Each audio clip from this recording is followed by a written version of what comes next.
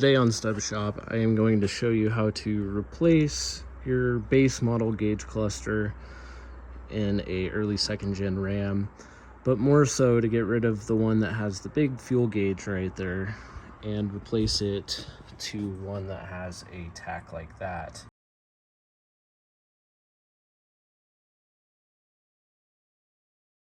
This truck has a 5.2 Magnum and a NV3500. However, the process should be the same for any early second gen 94 through 97.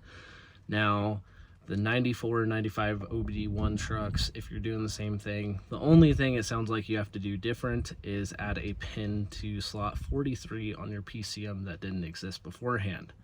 I'll include the screenshot of the information I found with that here.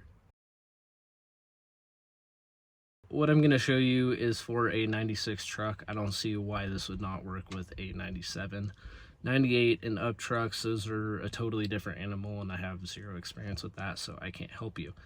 So the gauge cluster I'm using in my 96 half ton is actually out of a 95 automatic truck.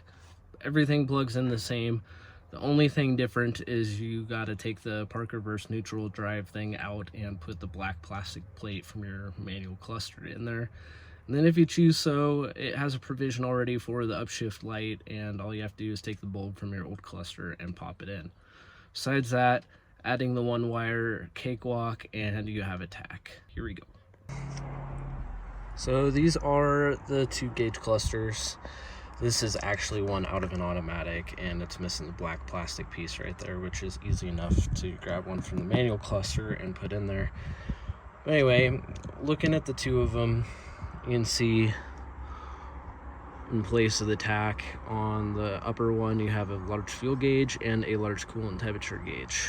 And frankly, having a manual, kind of like having a Tach, and it's a simple enough upgrade to do. And so on the back of these clusters,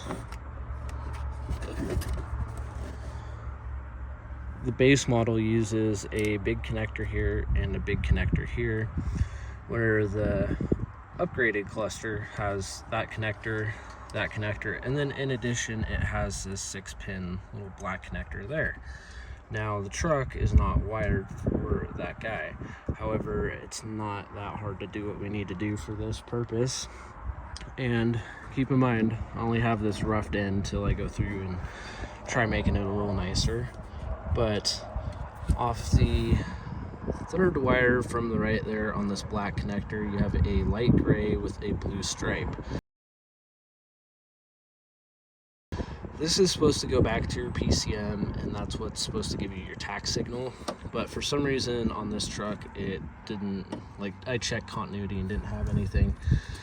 And so what I ended up doing was just splicing into it right there. Not professional by any means, but it's just for testing purposes.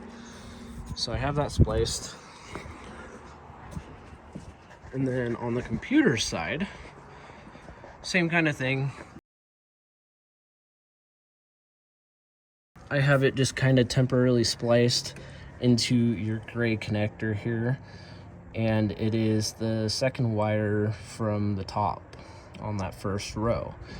And this is also a light gray with blue stripe. Just tapped into it there, and then on the other side of the cluster, fire the truck up, and bam, had a Tach. So very nice, quick, easy to do upgrade.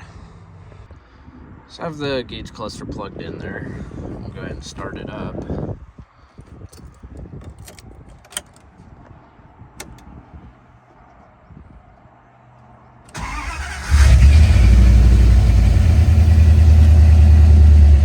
There we go, got a Tach. And I know that's reading pretty accurate because I had the truck hooked up with HP tuners last night and it was idling about 800 RPM. So gauge cluster looks pretty close to that. And something else too, if you have a truck with a manual, if you're missing the upshift light, you can actually put a bulb in the missing spot and you can add it to an automatic cluster. So yeah, very easy and quick fix to give yourself a Tach so you're not having to put an aftermarket one there or anything. So stay tuned for more.